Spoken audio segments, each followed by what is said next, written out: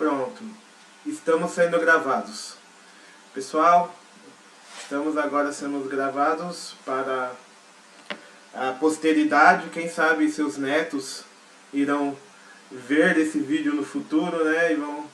E irão ver como que é importante, né? Às vezes esse vídeo aqui, 1, 2 visualizações, mas aí daqui a 20, 30 anos, talvez ele bombe, né? Talvez ele alcance mais pessoas, a gente nunca sabe o que Deus tem guardado para a nossa vida, né? E assim como a gente está aqui no dia de hoje, né?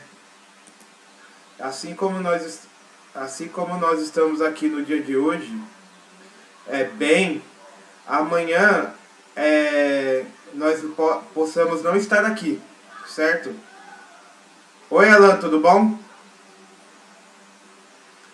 Opa. Tá. Tá bom. Tá bom. Eu vi lá seus resumos, você tá participando, né? Tá assistindo. Tá gostando? Deu pra aprender bastante com as 2 últimas aulas? Então, beleza.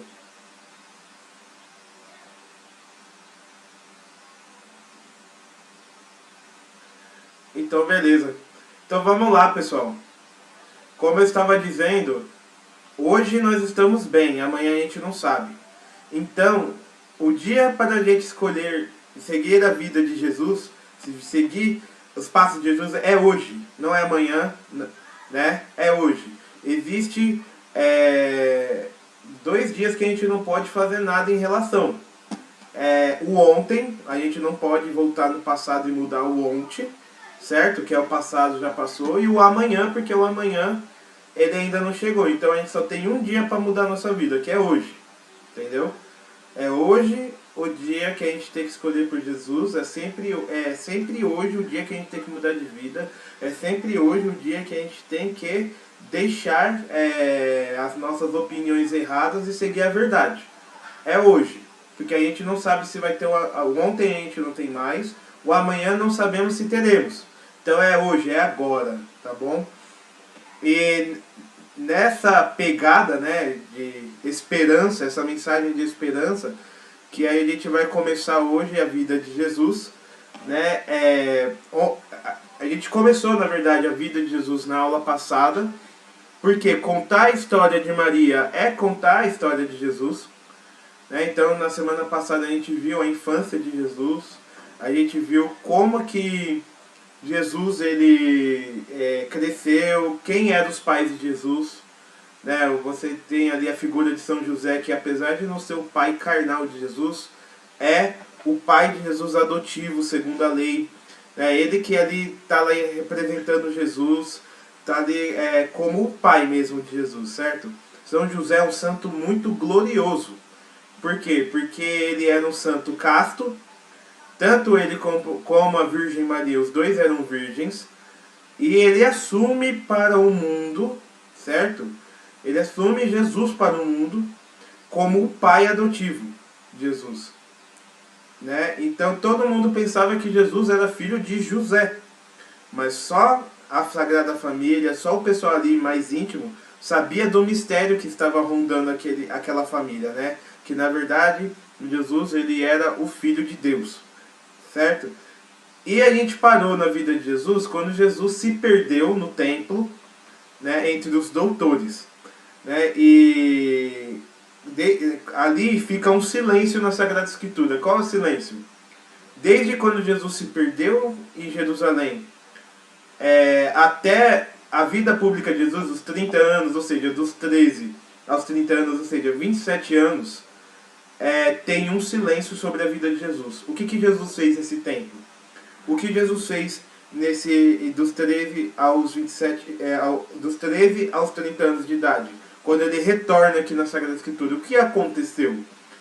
Essa parte chama-se vida oculta de Jesus, que a única coisa que Jesus fez foi, acreditem, trabalhar. Então a primeira coisa que a gente vai aprender agora com a vida de Jesus, a vida oculta, é que Jesus viveu em anonimato e ele trabalhava como carpinteiro. E nesse meio termo, esse meio tempo dessa vida oculta de Jesus, em algum momento José, o pai adotivo de Jesus, morreu. E a lei judaica é clara. Jesus ele tinha que casar, né? Ele escolheu não casar. Por que Jesus escolheu não casar?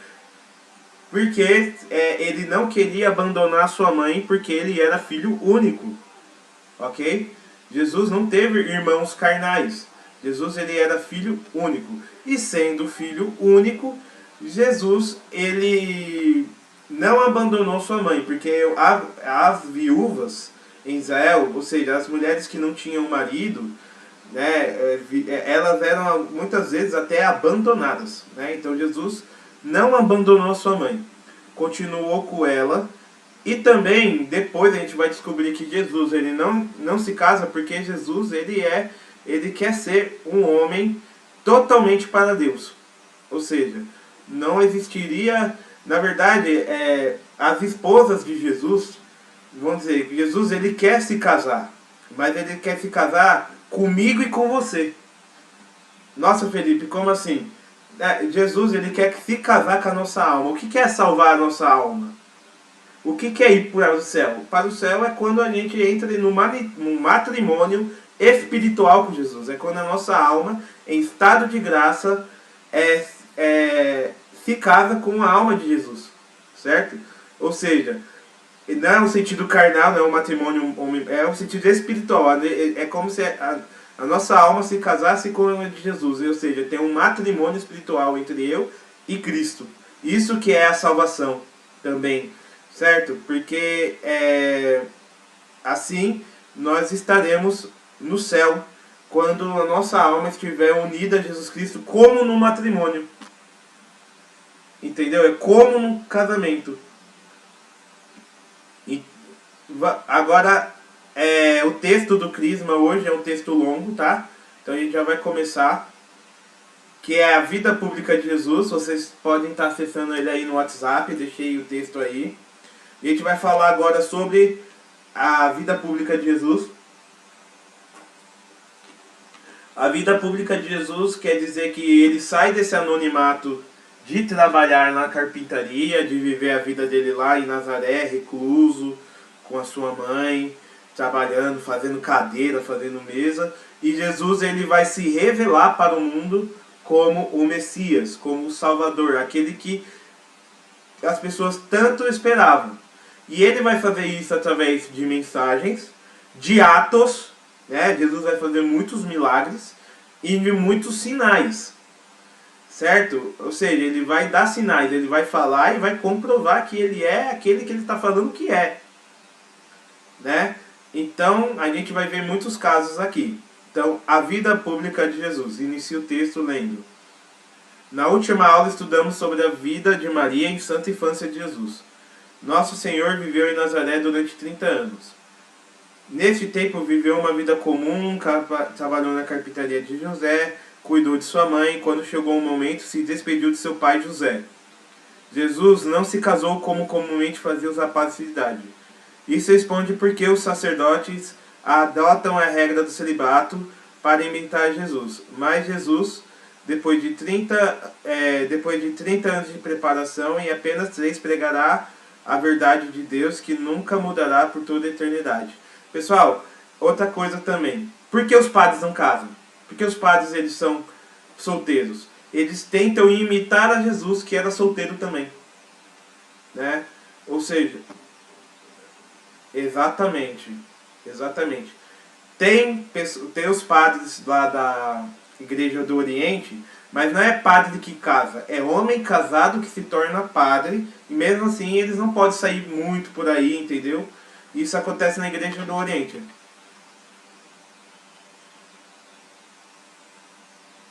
Os monges? Isso, então você tem na igreja o estado de vida daqueles que querem imitar Jesus mais perfeitamente, ou seja, pegar Ctrl+C, Ctrl+V. Jesus, aqui. É claro que não vai ficar perfeito, porque Jesus ele é Deus, né? E nós somos o quê, né?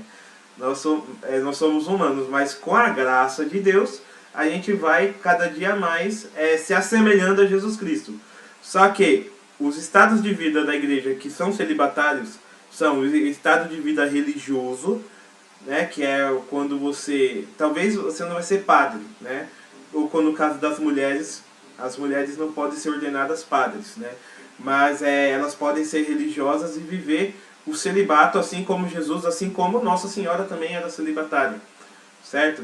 Podem viver isso como na maior radicalidade, uma vida inteira, sem preocupação com conta, sem preocupação com filho, com parente, é uma vida inteira para os outros, né? Ou seja, o religioso ele vive para o outro e para Cristo 100%. Então a vida dele é vida de oração, e dessa vida de oração ele vai fazer as obras de misericórdia, ele vai fazer as obras que é própria do estado de vida dele, né? E aí você tem o estado de vida sacerdotal, que adota a regra do celibato, ou seja, o celibato na história da igreja, ele não, no começo da igreja ele não era uma obrigação, mas já se percebia que aqueles padres que eram casados, eles não conseguiam dar uma dedicação total que as ovelhas, né, estavam precisando. Porque ele tinha que se preocupar com a esposa, tinha que se preocupar com os filhos. Logo se viu que os padres que eram solteiros, eles correspondiam melhor ao chamado de Cristo. Então se adotou no século XIII, século XII, XIII, o celibato como uma regra oficial do clero latino, ou seja, da igreja de Roma, ou seja, a igreja que nós seguimos, pertencemos.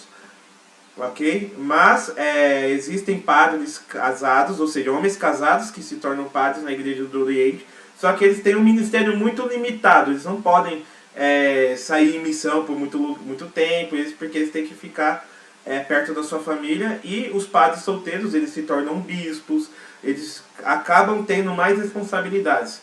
Então não tem como. Sempre que uma pessoa for sacerdote, ser um padre, ela sempre vai ter que ter essa questão de viver tudo para Cristo. É tudo. E assim os religiosos, os monges, eles dão tudo para Cristo. Então por quê? Porque eles seguem esse Jesus Cristo, né? Eles seguem esse Jesus Cristo perfeito solteiro, né? O celibatário. Mas ele é um solteiro no sentido de que, né, Jesus não é solteirão porque ele ficou patitio, tá? O padre, ele não é padre porque ele, eu não consigo casar, virou padre. Não, na verdade, essa é uma escolha muito mais sublime que o matrimônio. Entendeu? A escolha de vida consagrada é um estado de vida superior ao meu, que é casado com a minha esposa. Por quê? Porque é um estado de vida que você escolheu viver para aquilo que é o mais importante da eternidade. É difícil, mas vamos dizer que você escolheu viver para a vida consagrada, você escolheu a melhor parte. Entendeu? É a melhor parte. Agora, significa que a gente que é casado, a gente que tem filho, a gente é menos? Não, a gente não é menos. A gente tem outra vocação, que é o matrimônio, que é perpétuo. Porque imagina se todo mundo fosse viver vida consagrada, como que ia ter filho para existir a humanidade? Então tudo se complementa, ok? Tudo se complementa, tudo ele vai tendo um estado em que é da vida matrimonial que vai sair os padres, certo? É dos filhos que eu vou ter, que um vai ser freiro, outro vai ser padre. Ou seja, sem o matrimônio não existem as outras vocações. Sem o casamento não existem as outras vocações. Mas aqueles que são chamados, e são a minoria, tá? A vida consagrada, eles são eleitos por Deus para viver o mistério de Cristo profundamente. Uma coisa que eu, como casado, eu não vou ter tempo para adentrar nesse mistério na plenitude, que nenhum religioso tem essa oportunidade. Mas eu posso ser santo, assim como um religioso que vive na vida consagrada talvez não chegue à santidade. Entendeu? Então tudo vai do coração daquele que ama Jesus. E como que Jesus inicia a sua vida, gente? A sua vida pública? Num casamento. Foi num casamento. Olha que legal. Foi na...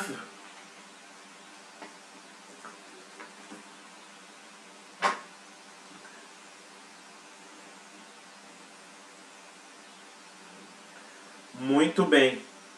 Olha o olhar atento de Nossa Senhora. Gente, hoje como o texto está longo, não vou pegar, que nem na aula passada, os textos e ler na íntegra. Eu vou parafraseá-los. Como lição de casa, vocês têm que pegar essas passagens aqui e ler tudinho. Tá bom? Bom dia, Rian. Você tá bem? Opa.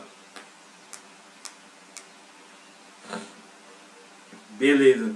Então, no Evangelho de São João 5 a 11, tem uma passagem. Maria, Jesus, foram convidados para uma festa de casamento. Inclusive, eu hoje vou numa festa de casamento. Me convidaram, né? Vai eu e minha esposa, vamos lá. Eles foram convidados. Ir para uma festa de casamento. Jesus, ele era humano, tá? Jesus gostava de festa. Jesus gostava de tomar vinho. Jesus gostava de confraternizar com os amigos, né? E isso não tira nada a santidade de uma pessoa. O que tira a santidade de uma pessoa?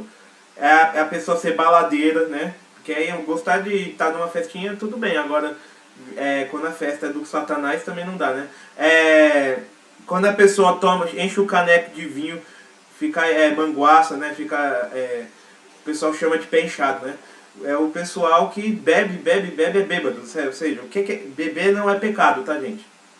Beber não é pecado. Ficar bêbado é. Vocês estão entendendo o problema? Então o pessoal que enche a cara fala, até Jesus tomava vinho, mas Jesus não dava problema para ninguém, né? Jesus, ele sabia o seu limite. Então, e Jesus estava lá. Festa acontecendo, vinho, alegria, música, noivos felizes. A festa dos judeus, elas duravam até 7 dias, tá?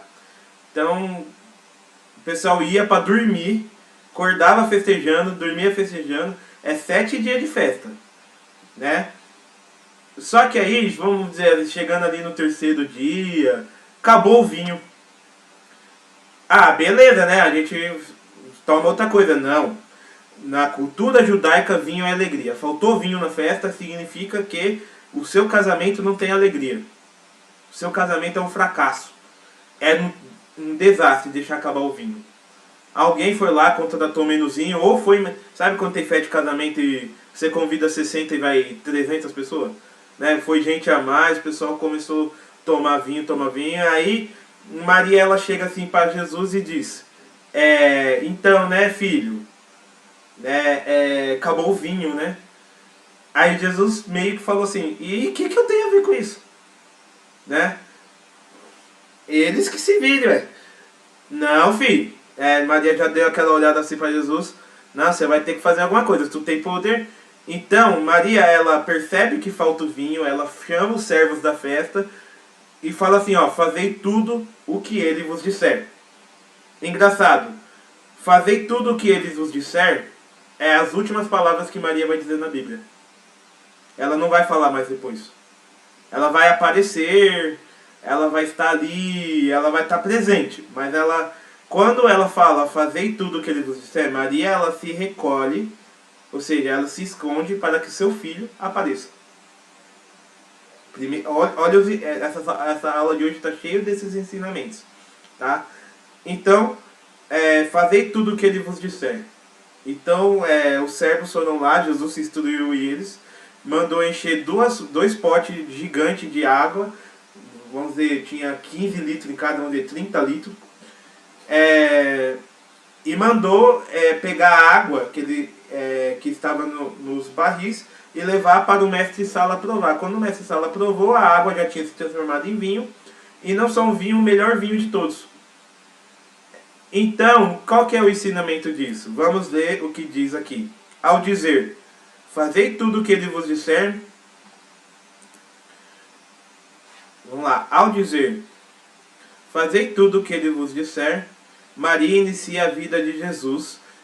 Bom dia, tudo bom? Beleza, tranquilo. Seja bem-vinda. Nós estamos aqui falando sobre as bodas de Caná, né? Quando Jesus transforma água em vinho. Vamos acompanhando, hein? Ao dizer, fazei tudo o que eles vos disser, Maria inicia a vida de Jesus e profere o seu testamento. Depois dessas santas palavras, Maria se cala, pois é hora de Jesus começar a falar.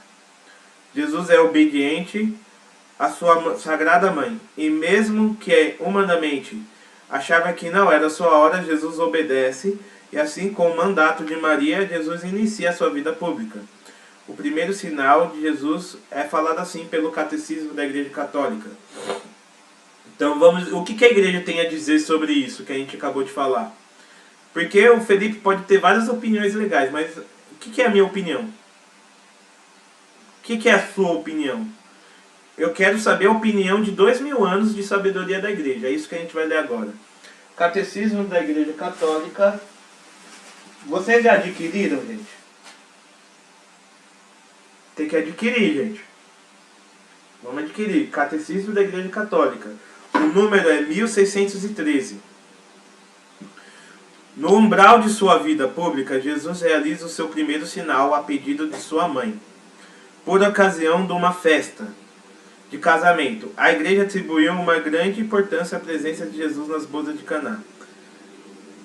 Ela vê nesse fato a confirmação da bondade do matrimônio e o anúncio de que, doravante o matrimônio, seria um sinal eficaz da presença de Cristo. O Evangelho revela-nos, número 2618. O Evangelho revela-nos como é que Maria, ora, intercede na fé em Caná. A mãe de Jesus roga a seu filho pelas necessidades do banquete de bodas, sinal do outro banquete, da bodas do Cordeiro, que dará seu corpo e sangue a pedido da igreja, sua esposa. E é na hora que Maria é atendida como mulher, a nova Eva, a verdadeira, a mãe dos vivos. Maria interceder por aqueles noivos, intercede por nós e oferece aos nossos problemas uma solução. A obediência a Cristo. Maria ensina por sua fé em seu Filho que Jesus pode transformar a água em vinho e por isso pode transformar a nossa vida de pecado em vida de santidade, em plena felicidade através da obediência e confiança em Deus. Então, pessoal, ensinamentos. Primeiro, vamos lá. No começo da vida pública de Jesus, Jesus inicia a sua vida pública, ele inicia a sua vida, ele manifesta-se como Deus, não, mais que um profeta, mais do que um mensageiro, ele se manifesta como Deus quando Maria, sua mãe, pede. Então, a importância de Nossa Senhora. Por que Jesus... Oi, pode falar, André. Ah, beleza, foi por engano. Ó. Gente, Maria, sua mãe, pede para Jesus: socorre esse casal de noivo. Socorre. E Jesus, ele se lembra que Jesus ele é um homem perfeito? Se Jesus ele é um homem perfeito desobedece sua mãe? Se o homem perfeito desobedece sua mãe, ele seria perfeito? Então, se Jesus, mesmo Jesus sendo Deus, a sua mãe pede para ele fazer e ele obedece. Isso não diminui nada a divindade de Jesus, porque ele está obedecendo enquanto homem a sua mãe. E mais o interessante, qual é o suco disso aqui para nós? Fazei tudo o que ele vos disser. As últimas palavras de Maria para o mundo, né? Depois Maria se cala, ela não fala mais nada. Ou seja, qual é a solução? Qual é a vontade de Maria enquanto mãe para nós? Fazer tudo aquilo que Jesus pede.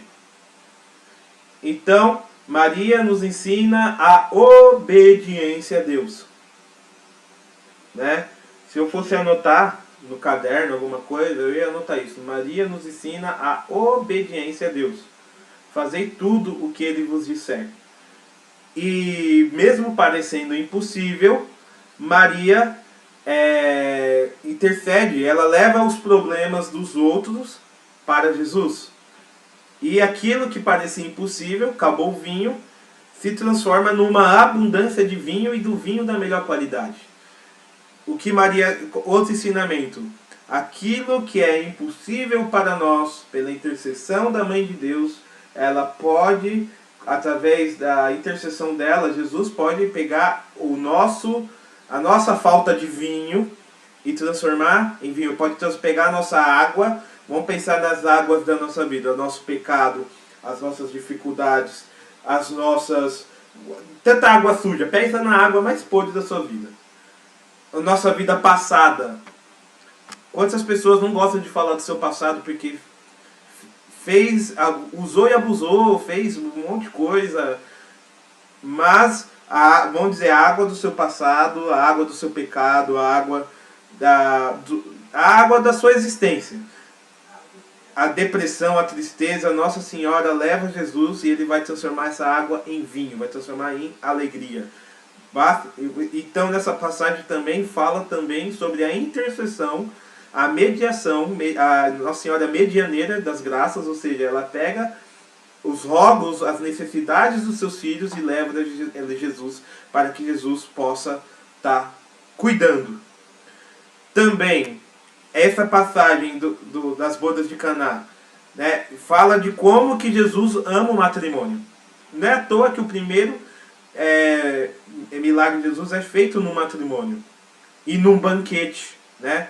Porque no matrimônio, Jesus está como um sinal visível. Eu estou aqui para transformar o casamento em algo sagrado, né?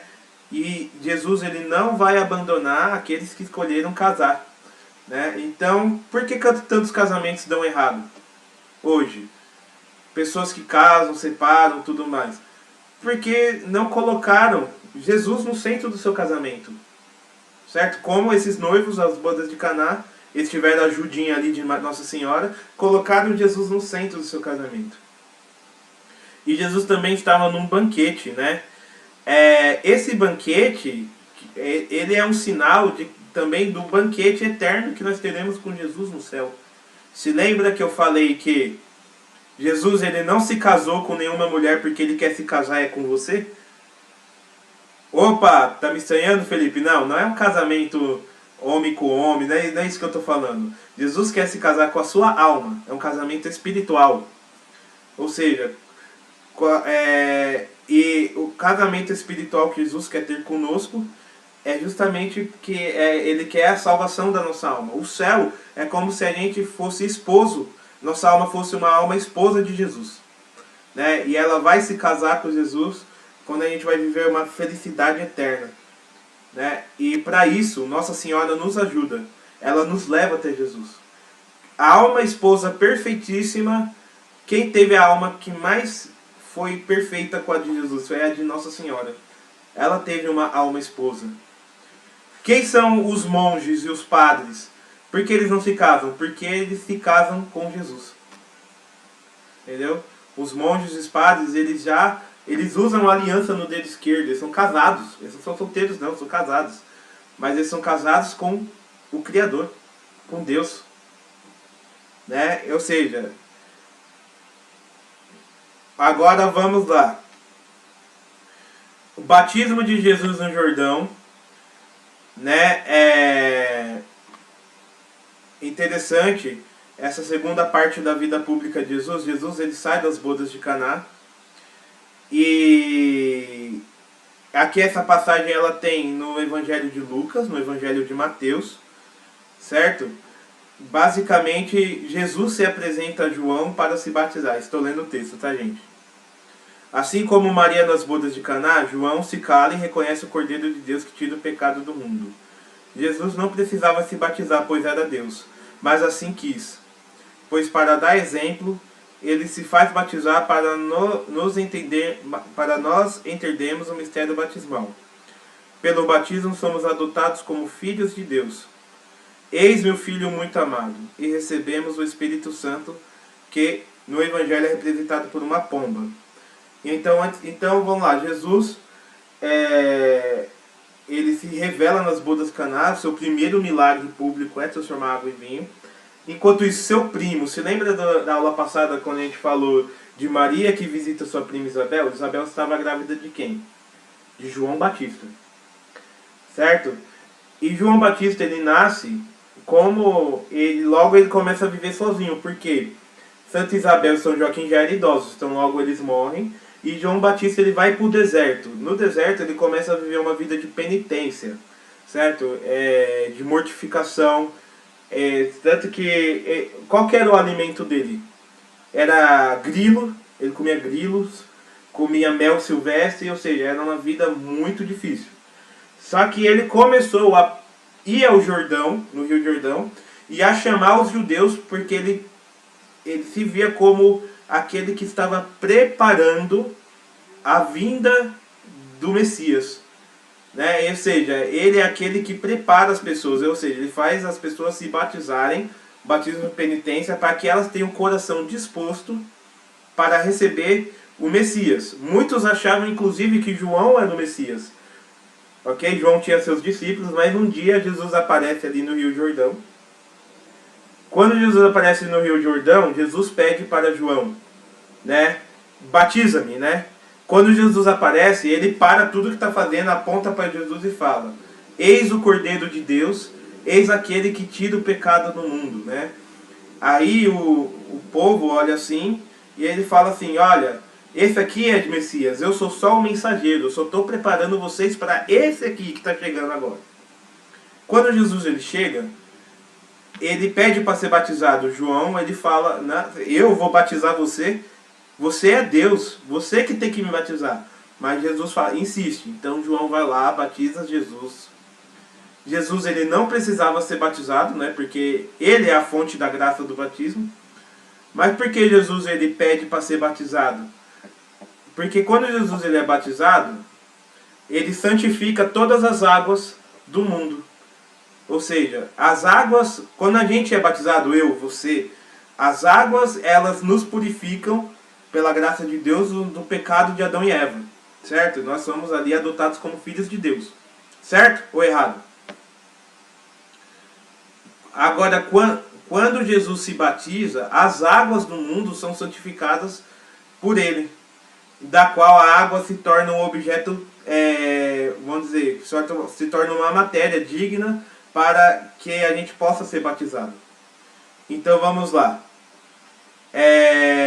E quando Jesus é batizado, vem o Espírito Santo na forma de uma pomba e diz assim, e vem uma voz do céu que diz: eis o meu filho muito amado, a quem eu coloco todo o meu querer, escutai-o. Certo? Então todo mundo que estava ali presenciando viu Deus confirmando Jesus como seu filho. Ok?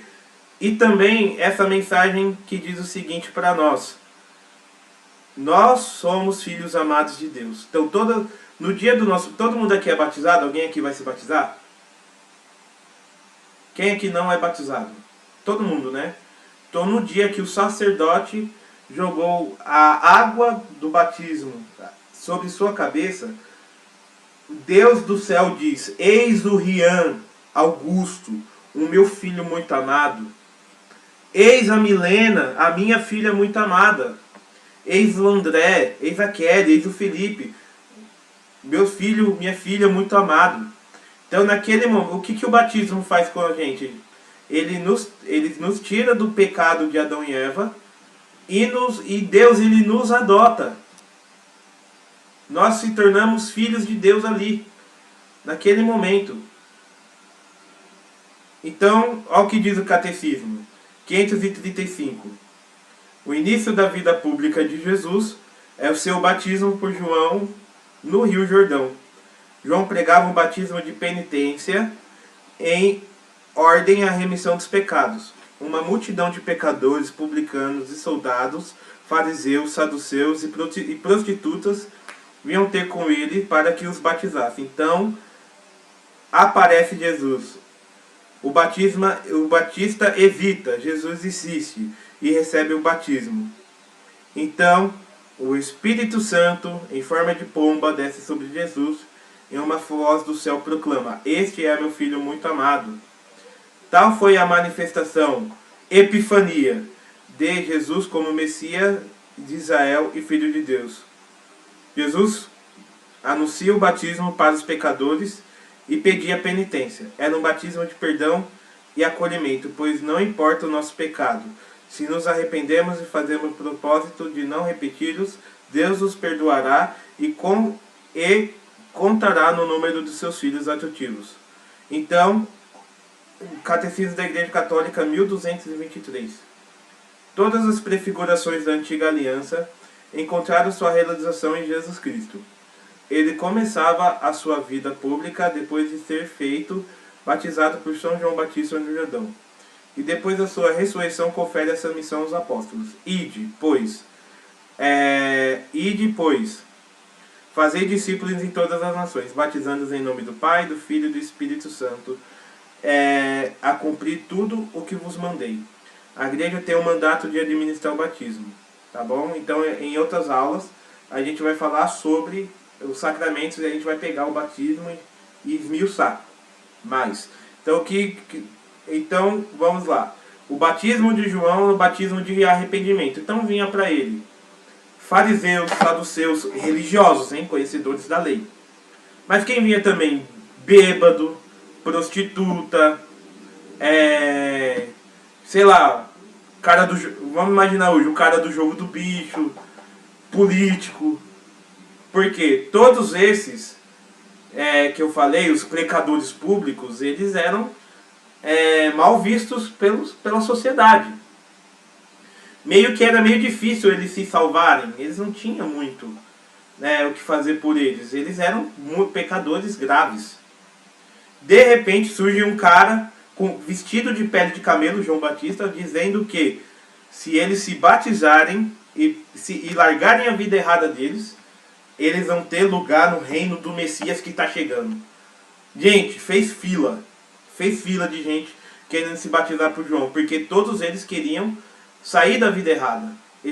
E quando Jesus ele se batiza, ele dá oportunidade agora não só aos judeus, mas a todas as pessoas do mundo que quiserem ter uma vida nova, que quiserem ser adotados por Deus, e porque o batismo é isso, ele nos devolve a filiação que a gente perdeu com Adão e Eva, ele devolve essa filiação pra gente, ou seja, pelo sangue de Cristo, pelas águas do batismo, é como se Jesus Cristo fizesse uma certidão de nascimento nova pra gente, da qual ele assina como o nosso Pai.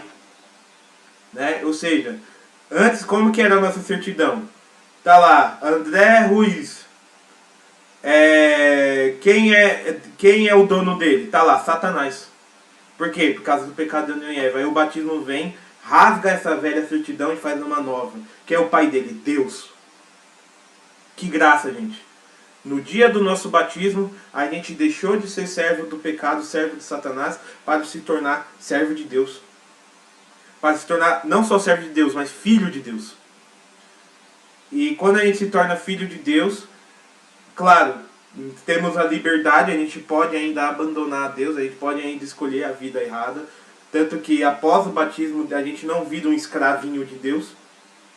A gente ainda pode escolher ir contra Deus. Por quê? Porque Deus ele não tira nunca nosso livre-arbítrio.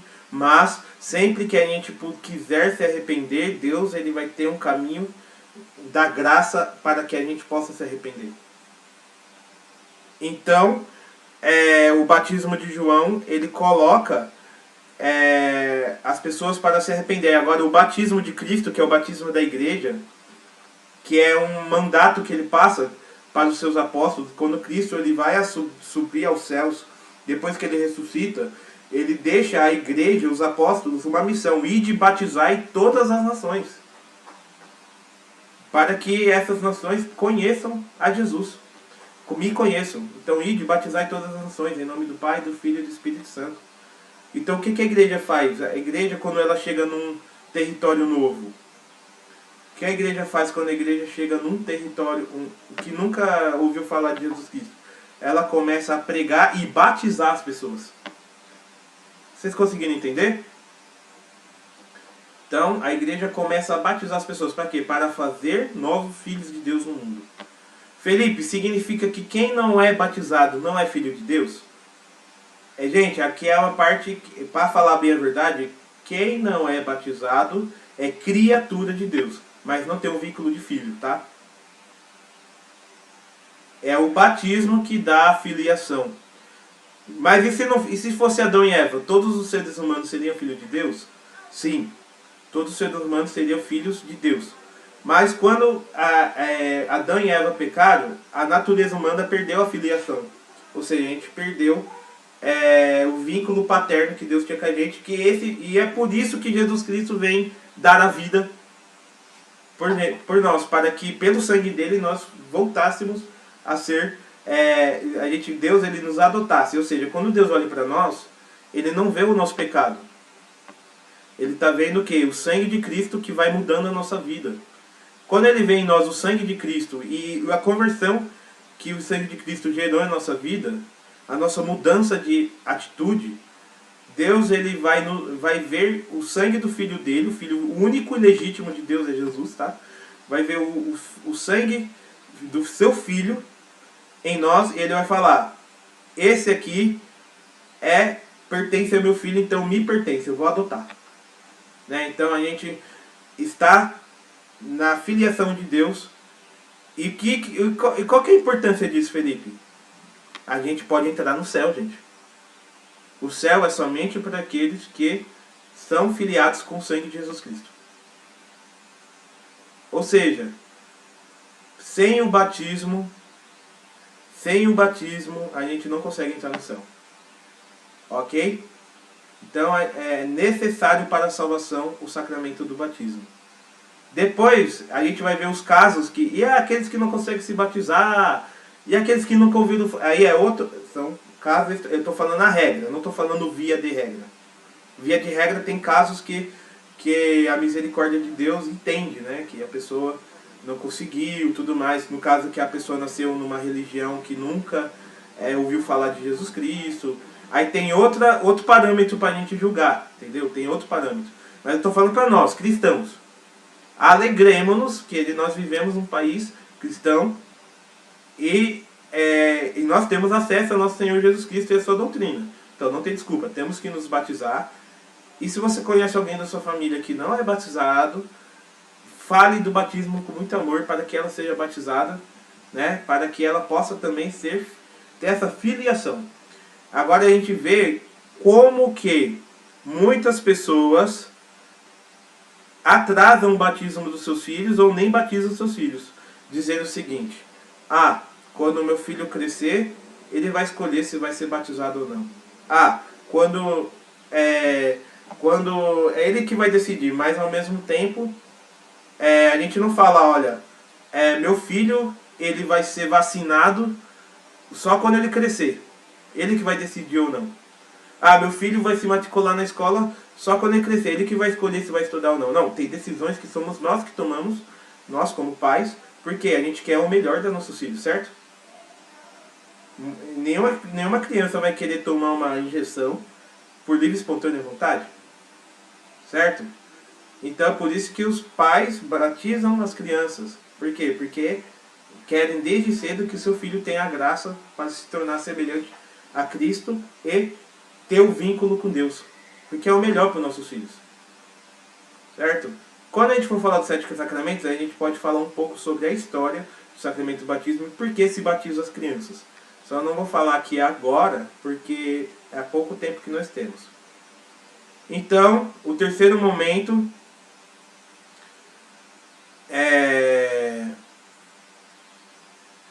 Jesus anuncia o Evangelho. Então Jesus ele é batizado, saiu para batizar, certo?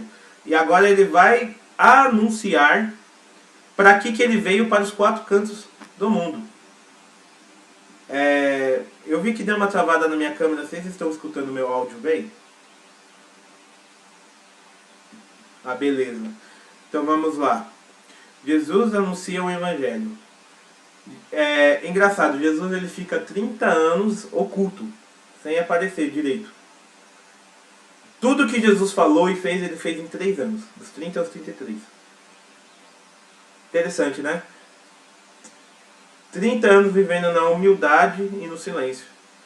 3 anos para viver aquilo que ele veio fazer na terra. Por quê? Porque as coisas são no tempo de Deus. Tudo no tempo certo. Ok?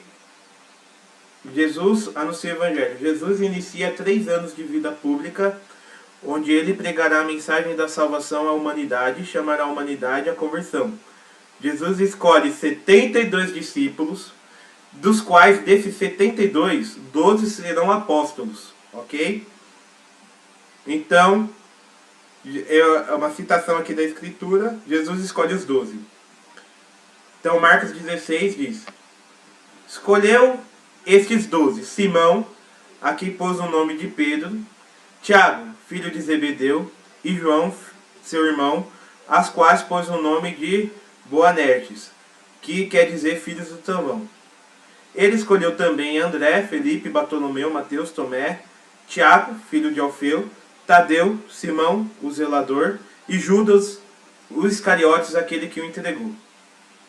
Assim, afirma o Catecismo da Igreja Católica: o Senhor Jesus dotou a sua comunidade de uma estrutura que permanecerá até o pleno acabamento do reino. Temos antes de mais a escolha dos 12, como Pedro, chefe, representando as 12 tribos de Israel. São as pedras dos alicerces da Nova Jerusalém. Os 12 e os outros discípulos participam da missão de Cristo, do seu poder, mas também da sua sorte. Com todos esses actos, Cristo prepara e constrói a sua igreja. Os apóstolos foram os primeiros bispos da igreja. Receberam a missão de evangelizar a humanidade, estabelecendo a presença da Igreja Católica em todo o mundo e administrando os sacramentos. Então, Jesus, quando ele começa a sair por aí, ele começa escolhendo pessoas para o seguir. Primeiro ele escolhe o que a gente chama de discípulos. Quem é discípulo? Todos e qualquer um que ele quisesse. Então ele foi escolhendo, ele escolheu 72 pessoas para ficar ali mais próxima dele. Desses 72, ele fez uma escolha mais seletiva. Ele escolheu desses 72, 12 para ser apóstolos. Então, vamos dizer, André, Kelly, Milena, Rian, nós somos discípulos de Jesus. Por quê? Porque o que é o discípulo? É aquele que segue o mestre. Né? Todo discípulo tem seu mestre, seu professor, vamos dizer assim. Então, quem é o professor, quem é o mestre dos discípulos é Jesus. Então, todos aqueles que queriam seguir Jesus de perto, aprender com ele, seguir ele, imitar a Jesus, são os discípulos. Então, engloba todo mundo, todas as pessoas que querem seguir a Jesus. Né? Só que desses discípulos, Cristo tira os apóstolos. E quem são os apóstolos? Os apóstolos já é uma coisa mais privada. É o VIP, né? É o camarote. Mas como assim camarote, Felipe? Os apóstolos serão aqueles que serão ordenados bispos, ou seja, vão ser os primeiros padres, vão ser os primeiros sacerdotes, e vão ser bispos, ou seja, os apóstolos aqueles que, eles vão ser o ciclo íntimo de Jesus. Aí a gente vai ver depois, quando Jesus foi instituir a Eucaristia, quando Jesus foi para a Santa Ceia, não estava 72 discípulos lá, estava só os 12. Ou seja, é um dos melhores amigos de Jesus. E o que é o padre, o que é o bispo, o que é o sacerdote? Eles são aqueles que foram tirados do meio do povo para serem as almas amigas de Jesus, para serem os melhores amigos de Jesus. É por isso que, olha que interessante, desses 12, tem um traidor. A gente pensa, Jesus escolheu desses 12, um que iria traí-lo, iria entregá-lo, Judas. Interessante, né? Porque Jesus, ele amou Judas. Jesus viu a potência que Judas tinha de ser um grande santo, só que Judas, pela sua liberdade, escolheu trair Jesus. E assim são os padres. Quando a gente vê um péssimo padre, quando a gente vê um péssimo bispo, a gente pensa o seguinte: se até quando Jesus escolheu teve um podre, imagina então depois. Sempre vai ter no meio das laranjas boas uma laranja podre. Sabe? Mas sabe qual é o problema da laranja podre? Se você não tira ela de lá, ela vai apodrecer nas outras. Né? Então qual que é o problema aqui? Jesus ele escolhe os apóstolos e mesmo assim Jesus ele não força todos eles a amá-lo. Né? Ele preserva e um deles escolhe o trair, que foi Judas Iscariotes. Né? Ou seja, por mais que você tenha aqui 11, que vão ser 11 santos, das quais muitos deles vão morrer martirizados, ou seja, eles vão dar a vida por causa de Jesus, você tem um desgraçado. Quando é desgraçado, quer dizer, sem graça, ou seja, que jogou a graça de Deus fora. Você tem um danado, ou seja, um condenado, Judas Iscariotes. Então, no mundo, na igreja, tudo aquilo que a gente for viver no mundo, na igreja, a gente vai ter pessoas boas e vai ter pessoas ruins. Agora, o que eu peço para vocês pensarem na vida de vocês? No meu discipulado com Jesus Cristo, eu sou o traidor, eu sou Judas, ou eu sou um seguidor fiel? Quantas vezes eu fui Judas? Eu. Seguindo Jesus na igreja, mas com as minhas atitudes, as minhas atitudes não eram não eram de um seguidor de Jesus. Ou seja, é Judas vivendo em nós. Agora, quando nós vivemos a vida de Deus com coerência, é claro, a gente vai pecar, a gente vai cair, mas sabe, como Pedro ele negou Jesus 3 vezes. Mas depois ele pediu perdão, sabe, humildade. Judas não pediu perdão, né? A gente vai toda vez que eu viver, é Jesus que vai viver em mim. Toda vez que eu for humilde, toda vez que eu fizer algo bom, toda vez que eu estiver diante de Cristo e pedir o seu perdão, apesar dos meus graves e inúmeros pecados, é Cristo que vai viver em mim. Mas quando eu ser orgulhoso, quando eu não quiser o perdão de Cristo, quando eu trair Jesus e viver uma vida dupla, uma vida eu sou um na igreja e um fora da igreja. A igreja eu sou santinho, eu chego em casa, eu quebro o pau com todo mundo, eu sou Judas, né? Então é para pensar, será que eu sou Judas? Será que Jesus me escolheu, amém, mas será que o que eu estou fazendo com isso? Será que eu estou vivendo a vida de Cristo? Gente, pensando nisso, a gente vai fazer a troca de sala, tá bom? Então eu vou estar aqui fechando a sala, tá bom? Milena, você quer falar?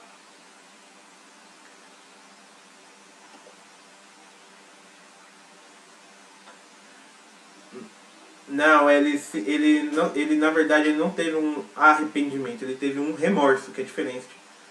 Né? O arrependimento ele leva a gente à humildade, à contrição e a pedir perdão. O remorso é aquele, caramba, fiz merda, minha vida é uma desgraça, acabou. Aí você cai na desesperança, né? E prefere se matar. Ou seja, é um ato de orgulho também, né? Vamos trocar de sala? Vou sair aqui e vou abrir outra sala, tá bom, pessoal?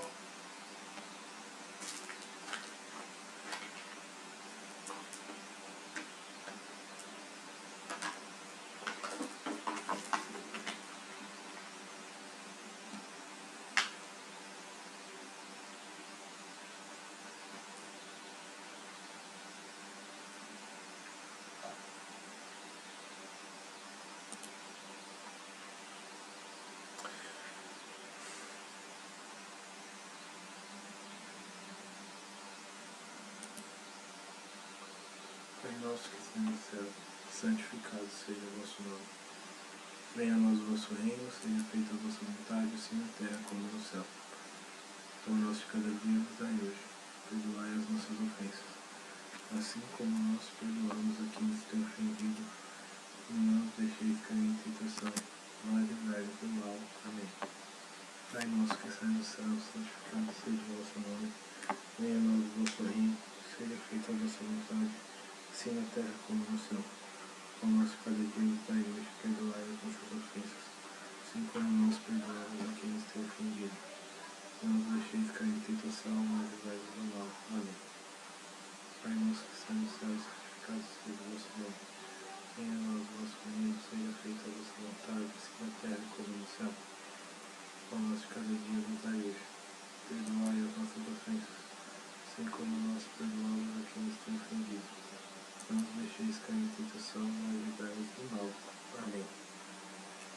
cruz sagrada seja a minha luz, não seja o dragão meu guia. Mentira de Satanás, nunca me concedes coisas más, é mal que tu me ofereces, bebe tu mesmo teu veneno. A cruz sagrada seja a minha luz, não seja o dragão meu guia. Mentira de Satanás, nunca me concedes coisas más, é mal que tu me ofereces, bebe tu mesmo teu veneno. Cruz sagrada seja a minha luz, não seja o dragão meu guia. Mentira de Satanás.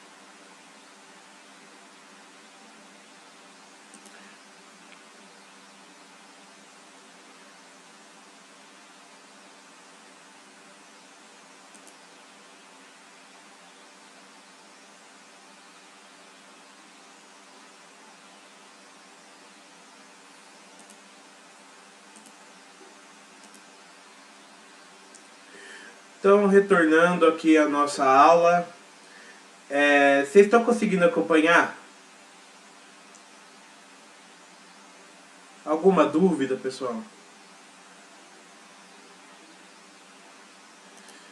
O interessante dos apóstolos, dos discípulos dos apóstolos, Jesus não escolheu ninguém em especial. Assim, o cara que era... Vamos ver os escolhidos. Simão, desses que a gente leu, Simão, ele era pescador, né? Simão Pedro, seu irmão André, pescador.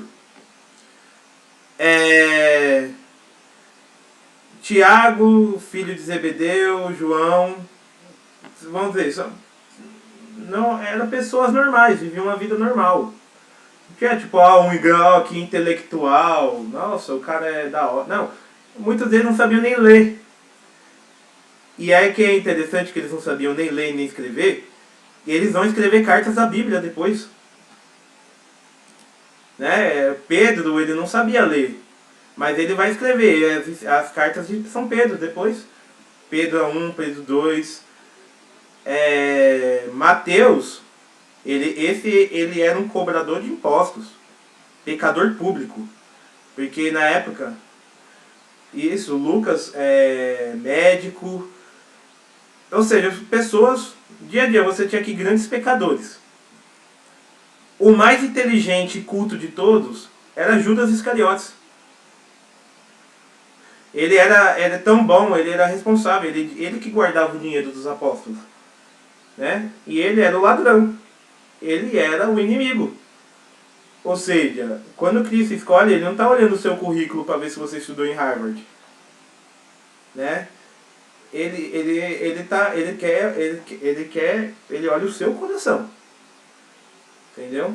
Ele quer saber se você está disposto a dar tudo para ele. É isso que Jesus quer saber. É isso que Jesus quer. Jesus quer você. Ele deu a vida por você e ele quer você. Meus pecados, minha vida. Não. O sangue de Jesus tem poder para pagar até os piores pecados do mundo. Ok? Então Jesus quer você. E assim ele escolheu esses aqui. Certo? Que era a ralézinha. O pessoal olhava assim, a ralé. Né? Mulheres seguiam Jesus também. Ou seja, quem eram as mulheres que seguiam Jesus? As mulheres piedosas que ficavam rezando. Mas também tinha a prostituta. Tinha a mulher que tinha 7 demônios. Né? Então a gente vai ler agora sobre os milagres de Jesus. Os sinais que Jesus fazia. Então vamos lá, faz milagres. Gente, não cabe aqui citar biblicamente todos os milagres de Jesus, pois os evangelhos estão repletos deles do começo ao fim. Não dá para citar todos, tá? E senão ia ser... E até o próprio livro da Bíblia de João diz que não deu para colocar tudo que Jesus fez. Porque senão não ia caber em 5 livros, imagina, 5 Bíblias. não ia dar conta de escrever tudo que Jesus fez. De bom, de milagre. Ou seja, aqui a gente tem só os principais e Jesus fazia milagre todo dia, toda hora, porque Jesus amava o seu povo, ok? Só que a gente vai fazer uma reflexão daqui a pouco sobre se a gente só busca Jesus por causa de milagre ou se a gente busca Jesus porque ele é digno de ser buscado, porque ele é Deus, né? Vamos lá. Entretanto, Jesus opera milagres por ter compaixão das pessoas, ok? E não faz distinção se elas são pobres ou ricas. Cura o servo de um poderoso oficial romano. Cura miseráveis leprosos. Jesus faz os milagres conforme a fé da pessoa. E faz milagres espirituais, como a conversão de Zaqueu e a mulher do poço. Sobre os milagres de Jesus, assim diz o Catecismo da Igreja Católica 547. Jesus acompanha as suas palavras com poderosos milagres, prodígios e sinais, os quais manifestam que o reino de Deus está presente nele. Comprova que ele é o Messias anunciado. Os sinais realizados por Jesus testemunham que o Pai o enviou. Convida a crer nele. Aos que lhe dirigem com fé, concede-lhes. Aos que lhe dirigem com fé, concede-lhes o que pedem. Assim, os milagres fortificam a fé naquele que faz as suas obras do seu Pai, e testemunham que ele é Filho de Deus, mas também pode ser ocasião de queda. Eles não pretendem satisfazer a curiosidade nem desejos mágicos. Apesar de os seus milagres serem tão evidentes, Jesus é rejeitado por alguns. Chega ao mesmo a ser acusado de agir pelo poder dos demônios. Refletimos assim que para ter fé em Jesus, os milagres podem nos ajudar, porém não é a essência da fé se basear em milagres. Os fariseus viam os milagres de Jesus e mesmo assim não criam nele. Jesus evitou aqueles que queriam fazer um rei temporal. Isso ocorreu porque eles queriam apenas um milagre e não o reino de Deus. E como está a nossa fé em Jesus? Baseada nos milagres ou no Deus dos milagres? Interessante a gente estar falando sobre essas questões agora, sobre os milagres de Jesus. Você tem milagres de Jesus que são milagres físicos. Então Jesus ele vai lá, cura uma mulher que tinha um fluxo de sangue instantaneamente. Jesus faz de leproso, então, leproso é quem tem a carne manchada, por uma doença, que aí a sua carne ela vai se desfazendo, você vai virando uma carne viva, você vai apodrecendo, se decompondo em vida. E isso na época de Jesus, os leprosos, é uma doença infecciosa, então os leprosos eles viviam à parte, E vivendo à parte, os leprosos eles não podiam de jeito nenhum ter contato com os puros, Os leprosos eram os impuros e o povo que não tinha lepra eram os puros. Então e abraçar um leproso então, nossa, não acontecia. Jesus ele já começou indo abraçar leproso, beijar a ferida de leproso e curava diversos e diversos leprosos. De lepra, de cego então, tem uns 4 ou 5 cegos que Jesus devolve a visão. Multiplicação dos pães. Jesus estava ensinando, e aí o povo falou, tá tarde para mandar o povo embora para casa, eles vão morrer de fome pelo caminho. E agora Jesus, dá vós mesmos o que de comer. Então, vamos lá, Jesus ele multiplicou para 5.000 homens, isso sem contar as mulheres e as crianças, então a gente pode colocar aí umas 15.000 pessoas. Pão e peixe, ele pegou 5 pães e 2 peixes e transformou em alimento para 15.000 pessoas. Isso é um milagre, tá? Então você tem milagres de cura de doença, milagres de surgimento de alimento, você tem milagres de Jesus andando sobre as águas, você tem milagres, o primeiro, o mais importante, um dos mais importantes, Jesus transformando água em vinho, que a gente já viu nas bodas de Caná. Você tem... Por que Jesus ele faz milagres? Primeiro, ele tem compaixão do seu povo. Tem uma passagem do Evangelho que mostra que Jesus olhava o seu povo e tinha dó deles, porque eram como ovelha sem pastor. Você tem os milagres espirituais, né? Os milagres espirituais, por exemplo, a conversão de Mateus, né? Que era Levi, ele cobrador de impostos. Jesus só olhou assim para ele e falou: segue-me. E o cara pulou, largou a vida dele e começou a seguir Jesus. A conversão de Zaqueu, um publicano que roubava as pessoas. Jesus falou: Zaqueu, eu vou ir jantar na sua casa. Só o fato de Jesus ter falado com ele, ter dado, sabe, tendo compaixão de um grande pecador, fez com que Zaqueu se convertesse e devolvesse tudo aquilo que ele roubou 4 vezes. Certo? Então você tem milagres espirituais, você tem milagres físicos, e você tem a questão de que o milagre ele é importante porque ele é um sinal que confirma a fé. Os grandes santos da igreja, quando eles iam pregar, as suas pregações eram acompanhadas de milagres, de sinais. Porque isso ajudava a fé do povo. Só que, a pergunta que eu faço para vocês: um milagre ele é sinal inequívoco da fé? Ou seja, se você para você ter fé, você precisa de milagres? Sim ou não? Sim, Milena? Rian, você concorda com a Milena? Precisa ter fé para ter milagre? Precisa de milagres para ter fé? O André disse que não, Milena e Rian sim. A resposta, gente, um grande, redondo, não. Não. Por quê? Vou explicar por quê. Os fariseus, quem eram os fariseus? Os adversários de Jesus. Eles viam todos os milagres de Jesus. Ele, paralítico andando. Gente, Jesus ressuscitou pessoas da morte. Lázaro tinha 4 dias que estava morto, ele ressuscitou. A menina, né, a chamada Talita, né, filha do chefe da sinagoga, tinha morrido, Jesus impôs a mão, ela ressuscitou.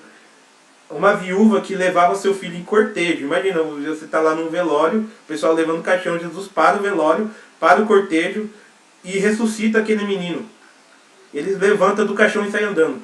Gente, esses milagres, todos eles eram vistos pelos religiosos da época e mesmo assim eles não creram em Jesus. Inclusive falava que Jesus fazia esses milagres por intermédio do Satanás. Olha que blasfêmia, né?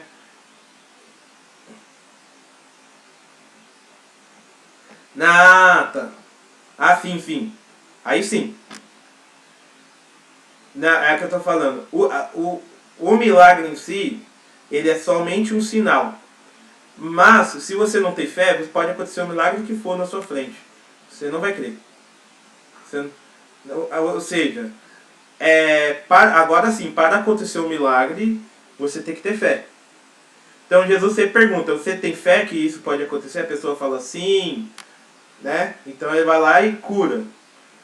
E teve até um caso do cara que falou: Jesus, eu não tenho fé. Então o milagre que eu peço primeiro é que você coloque a fé em mim, né? Ou seja, a primeira coisa que a gente tem que orar, se a gente não tem fé, a primeira coisa que tem que pedir a Deus não é um milagre. A gente tem que pedir a fé. Senhor, eu não acredito, então ajude na minha descrença. Depois que você ora pedindo fé, Deus ele manda fé. E você com a fé, você consegue provar dos milagres, você consegue experimentar na sua vida os milagres de Deus. Quantos milagres tem na minha vida? Quantos testemunhos eu tinha para dar que eu não vou poder dar aqui por causa do curto tempo? Quantos testemunhos a minha mãe que está aqui, que chegou agora, seja bem-vinda, tem para dar? Né? De milagre, coisas que a ciência não explica. Por quê? Agora tem gente que busca Jesus somente por milagre, esse aqui. Será que a gente busca aquela coisa que eu coloquei aqui, né? Será que a nossa fé, como está a nossa fé em Jesus? É baseada nos milagres, ou seja, Jesus milagres? A gente está baseada a nossa fé nos milagres ou nos deuses dos milagres? O que eu quero dizer é: será que a nossa fé está baseada naquilo que Deus pode fazer por nós? Ou porque Deus é Deus, Ele merece ser acreditado, Ele merece o nosso amor, Ele merece a nossa fé? Inclusive, se Deus chegasse para você, Milena, nunca eu vou fazer um milagre na sua vida. Você vai viver. Se Deus chegasse e dissesse, nunca vou fazer um milagre na tua vida, Milena, você ainda creria em mim? Você ainda me seguiria? Você ainda me amaria? Ou seja, os milagres, eles existem, eles acontecem, mas eles não são aquilo que baseia a nossa fé. Eles são, vamos dizer, é bom quando a gente crê em Deus, e Deus ele faz um milagre na nossa vida, mas se não fazer, tudo bem também, né? Por isso. Aí, muito bem, Jó é um bom exemplo. Jó, ele viveu todas as bonanças de Deus. Fartura, prosperidade, mas quando Deus tirou, ele se manteve firme na fé. Então, essa reflexão, a nossa fé está baseada nos milagres que Deus faz por mim ou nos deuses dos milagres? Tem gente que quando acaba o milagre, quando acaba a bênção, vamos dizer, acaba a bênção nunca acaba, né? Mas ela não vê nada assim, né, na vida dela, ela vai lá e ela sai da igreja. Esse padre reza muito fraco, eu vou lá no outro, né? Essa igreja aqui é muita pouca coisa. Eu tô sabendo ali, sei lá, de um médium, de uma mãe de santo, sei lá o que, de um pastor lá, o fogo, sei lá, é paralítico andando e tudo mais. Gente, não é sobre isso. A nossa fé, ela é baseada naquilo que Cristo disse para nós. Né? Como a gente vai ver, Cristo ensina o povo. Aquilo que Cristo ensina para nós é o importante. E se tiver milagre, amém. Se não tiver, amém também. Então vamos lá. Deixa eu só tomar uma aguinha aqui. Quem quiser comentar alguma coisa, fica à vontade, alguma dúvida?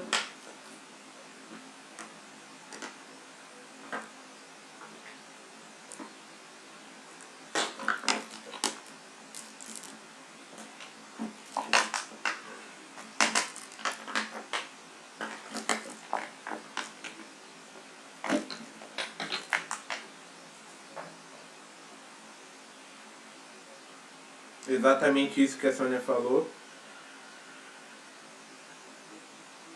Ou seja, o milagre ele fortalece a nossa fé, mas ele não gera a fé. Quem gera a fé é Deus em nós, conforme a disposição que a gente está aberto para a graça. Ok? Gente, Jesus enfim ensina o seu povo. Jesus ele não só fazia milagre, toma um milagre, toma um milagre, toma um milagre. Não. Jesus ele saía para falar das coisas de Deus para as pessoas. Então, aqui a gente não vai falar de Jesus e ensina as pessoas a rezar, porque a aula que vem a gente vai falar da oração perfeitíssima, a oração do Pai Nosso. Né? E a gente vai falar só do Pai Nosso. Né? Tudo que o Pai Nosso tem para nos falar é como Jesus quer que a gente reze. A gente vai falar de vida de oração na próxima aula, tá bom? Jesus ensina o seu povo através de sermões e ensinamentos. Mas Jesus não é direto em suas palavras, demandando esforços para entendê-las. Por isso, devemos sempre crescer em espiritualidade e em estudo das coisas sagradas para entendermos a Jesus. A fé não depende do estudo, mas o estudo lança bases para cada vez crermos mais. O sermão mais famoso de Nosso Senhor foi o Sermão da Montanha, onde Jesus ensina, entre todas as outras coisas, a oração do Pai Nosso, que teremos uma aula somente sobre isso, a próxima aula, tá? A aula que vai falar sobre o Pai Nosso. E diz o Catecismo da Igreja Católica 577. Jesus fez uma solene advertência no início do Sermão da Montanha, ao apresentar a lei dada por Deus ao Sinai, quando da primavera da aliança à luz da graça da nova aliança. Não penseis que vim revogar a lei e os profetas. Não vim revogá-los, mas levá-los à perfeição, assim de Jesus. Em verdade vos digo, antes que passem o céu e a terra, não passará a lei a mais pequena letra ou mais pequeno sinal, sem que tudo se cumpra. Portanto, se alguém transgredir um só desse mandamento, por mais pequeno que seja, e ensinar assim aos homens, será o menor no reino dos céus. Mas aquele que os praticar e ensinar, será grande no reino dos céus. Mateus 5, 17 a 19. O Sermão da Montanha vem nos dizer que Cristo não veio jogar fora o Antigo Testamento, mas sim o pleno cumprimento. Os 10 mandamentos são o nosso caminho para obedecer a Deus como vimos. Porém, vivê-los com a luz de Cristo somos chamados a ser santos. Então, você tem aqui um dos ensinamentos de Jesus Cristo, que é o Sermão da Montanha. É um enorme discurso de Jesus Cristo ensinando as pessoas a orar, falando das bem-aventuranças, né? Por exemplo, bem-aventurados os humildes, porque eles herdarão o reino de Deus. Bem-aventurados aqueles que sofrem, porque eles serão consolados. Bem-aventurados aqueles que... Tem 7 lá, bem-aventuranças, né? Que eu não vou lembrar todos de cabeça. E Jesus, ele fala que ele não veio acabar com o Antigo Testamento. Tem gente que pensa, olha, 10 mandamentos, aquele negócio de Moisés, agora Jesus veio e acabou, e já era, agora é só Jesus. Não, Jesus veio falar que aquilo ali serviu para apresentar um mundo, uma regra de vida para que as pessoas preparassem seu coração para recebê-lo. E Jesus, ele não veio jogar o Antigo Testamento fora. Jesus, ele veio dar pleno cumprimento. Ou seja, Jesus, ele veio dizer que o Antigo Testamento e o Novo, nele, é a palavra de Deus para nós hoje. Então, nós seguimos o Antigo Testamento à luz de Cristo. À luz de Cristo. Nesse sentido, a gente fala que o Antigo Testamento ele foi superado em si mesmo. Mas com a luz de Cristo, o Antigo Testamento e o Novo é a palavra de Deus. Então, nós seguimos sim os 10 mandamentos. Algumas coisas, algumas disciplininhas, elas são superadas. Por exemplo, no Antigo Testamento o pessoal não come carne de porco. Mas agora no Novo Testamento, Jesus, ele glorifica toda a sua criação pelo teu sangue e tudo se torna para nós alimento, né? Então o católico come de tudo. É só não estar vivo, né? E olhe lá. E a gente... e Jesus, ele glorifica a sua criação. Ele dá pleno cumprimento àquilo que está no Antigo Testamento e traz para nós a questão de que ele veio trazer um novo tempo de graça, a graça que veio do seu sangue, certo? E isso não vem de certo momento, de nenhuma maneira revogar o Antigo Testamento, tá? E como que Jesus conta isso? Como que Jesus evangeliza seu povo? Ele usa as parábolas. A gente leu em cima que às vezes Jesus ele não fala diretamente, não fala direto e reto. Por quê? Porque Jesus ele não quer que a gente seja preguiçoso. Jesus quer que a gente pense, que a gente reze, que a gente cresça em espiritualidade. É por isso que é importante estudar a palavra de Deus. E é por isso que é importante você escutar o que a igreja diz sobre a palavra de Deus. Então vamos lá, parábolas. Catecismo da Igreja Católica 46. Jesus chama para entrar no reino por meio de parábolas. Traço característico do seu ensino. Por meio delas convida para o banquete do reino. Mas exige também uma opção radical para adquirir o reino. É preciso dar tudo. As palavras não bastam. Exigem atos. As parábolas são, para um homem, uma espécie de espelho. Como é que ele recebe a palavra? Como chão duro, como terra boa, como faz ele dos talentos recebidos. Jesus e a presença do reino neste mundo estão secretamente no coração das palavras. É que é preciso entrar no reino, quer dizer, tornar-se discípulo de Cristo para conhecer os mistérios do reino dos céus.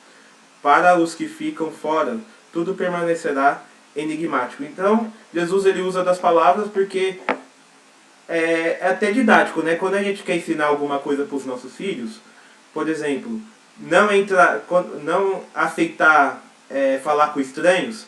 Quando a gente vai contar para uma criança, a gente não fala, olha, não fala com estranhos, às vezes não vai entender, mas às vezes você conta a história da Chapeuzinho Vermelho, do lobo mau, né? E essas histórias que tem uma moral por trás, ou seja, que são historinhas, só que elas têm uma mensagem por trás, e elas acabam ensinando também, de uma maneira indireta, mas ensinam. Assim também são as parábolas que Jesus Cristo conta para o seu povo, elas são espelho do ser humano. Então ele faz, por exemplo, uma parábola Por exemplo, por que tem tantas pessoas que, apesar de seguirem Jesus, escutarem a sua palavra, elas são, como eu posso dizer, elas não dão frutos. Ou seja, um monte de gente escutou a palavra de Deus, mas por que poucos seguem a Jesus? Aí Jesus fala, é porque tem pessoas que são como, vamos dizer, tem pessoas que são como um terreno duro, um terreno pedregoso, né, e um terreno bom. As pessoas que são como um terreno duro, ele fala, o semeador saiu a semear, né? Quando o semeador jogou as sementes num terreno duro, né, pedregoso, até que deu um fruto ali, só que depois, como não criou raiz, veio as aves, comeram e já era. Veio o terreno espinhoso, deu fruto, só que como era espinhoso, ela não cresceu e morreu. Quando jogou no terreno bom, deu frutos, cresceu, se tornou uma grande árvore, e assim, né, se tornou uma grande... essa árvore deu muitos frutos, que gerou outras árvores, que gerou outras árvores. Assim somos nós, assim de Jesus. Tem pessoas que ouvem a palavra de Deus e têm o coração duro, como terreno pedregoso. Então eles ouvem, mas não dão ouvidos e a palavra morre. Assim também tem pessoa que tem o coração espinhoso. Ela ouve até dar fruto, só que por causa das suas contradições, das suas pecuinhas, por causa da sua vida errada, aquilo entra por um ouvido e sai pelo outro. Agora tem pessoas que são como terreno bom, terreno fértil. Elas escutam a palavra de Deus, elas acolhem isso dentro de si, e o que acontece? Essa palavra, ela dá frutos. E essa pessoa, além de dar frutos nela, ela consegue evangelizar. Ou seja, você está vendo como uma parábola, ou seja, uma história, vamos dizer, um conto, faz com que a gente entenda uma realidade da vida real. É por isso que Jesus ensina em parábolas, porque ele quer contar de uma maneira didática para ensinar seu povo. Algumas parábolas as pessoas não entendem, ele conta para quem? Para os seus apóstolos. É por isso que quando a gente não entende a palavra de Deus, não é para a gente sair interpretando ao nosso prazer. A gente tem que procurar a igreja, a gente tem que procurar os apóstolos. Porque senão a gente vai sair interpretando por aí, e aí interpreta errado e aí. Né? A gente tem que procurar quem? A igreja. A gente tem que procurar quem? Os padres, os bispos, o catecismo da igreja católica. Porque Jesus revela tudo a eles. Fala, mãe.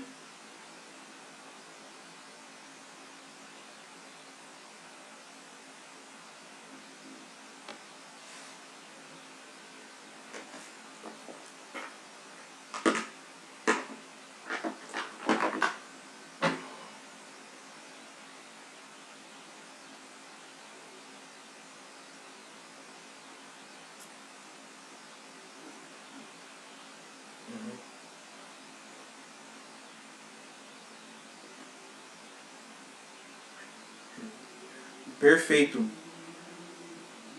Perfeito. Vamos lá. Até então, Jesus, para os discípulos, Jesus parecia ser alguém muito legal. Um homem que fazia milagres, o Messias, só que muitos deles não ouviam como Deus. Foi quando Jesus perguntou, estava lá, o pessoal estava sentado numa rodinha, né, conversando. Jesus perguntou, e aí, o que o pessoal diz quem sou eu? Uns falavam, aí o pessoal começou a falar as fofocas que rolava de Jesus por aí. O que o pessoal falava de Jesus, né? Uns dizem que que tu és João Batista, outros dizem que tu é Elias, outros dizem que é um profeta que ressuscitou. Aí, e tu, Pedro? Jesus pergunta para Pedro, o que me diz? Aí Pedro, ele tem uma revelação do Espírito Santo dizendo o seguinte, tu és o Cristo, o Filho de Deus. Ou seja, Pedro é o primeiro dos apóstolos, né? Que ele é o primeiro papa, ele é o líder, né? Ele é o primeiro apóstolo que tem essa revelação que Jesus, ele é mais que um homem, ele é Deus. Ele é Deus que fez homem. Mas isso não ficou claro, porque quando você olha pela fé, Pedro professou a fé e disse que Jesus era Deus. Mas ele via o quê? Um homem. Teve uma oportunidade que Cristo quis mostrar um pouquinho da sua glória para os seus discípulos, para os seus apóstolos mais chegados. Ou seja, Olha, gente, você tem os 72 discípulos que se tornam, que Jesus escolhe deles 12 apóstolos, e desses 12 apóstolos ele escolhe 3 para ser aqueles que são os mais místicos, aqueles que irão ver Jesus na sua glória ainda nessa terra. Ou seja, são os mais santos deles. Quem são? Pedro, Tiago e João. E um dia Jesus ele fala, vamos ali no monte rezar. Né? Jesus foi lá para o monte rezar com eles. Né? E de repente, Jesus Cristo ele se transfigura, ou seja, ele mostra um pouco da sua divindade, ou seja, ele brilha. E ele se torna... e claro que ele não coloca a sua divindade plenamente, senão Pedro, Tiago e João eles iriam evaporar, né? Pum, não ia aguentar. Mas ele mostra um pouco da sua glória no Monte Tabor, né? E aparece junto com Jesus, transfigurado, glorioso, Moisés e Elias, né? Que a gente vai ler o catecismo que vai explicar porque Moisés e Elias apareceu ali. Eu sei que a visão foi tão boa que Pedro, Tiago e João eles não queriam ir embora, eles queriam ficar ali para sempre. O que é isso, gente? Você está diante de Deus e não querer sair de perto. Chama-se céu. Ou seja, naquele momento que Jesus se transfigura diante dos seus discípulos, ele mostra como que vai ser o céu.